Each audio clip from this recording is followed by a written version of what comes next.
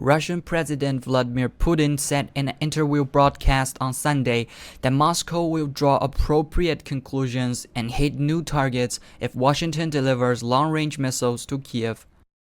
Putin told the Russia 1 television channel that the transfer of such weapons to Kiev does not change anything but will only prolong the conflict.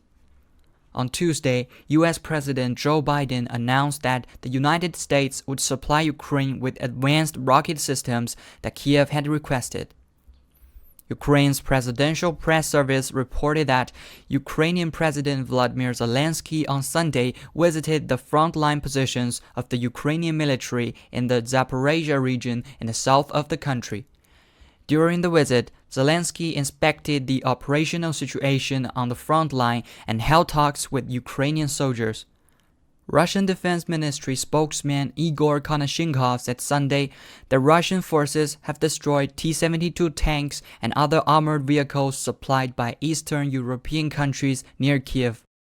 According to earlier reports, Kiev Mayor Vitaly Klitschko said at least one person was injured in rocket strikes on Ukraine's capital Sunday morning.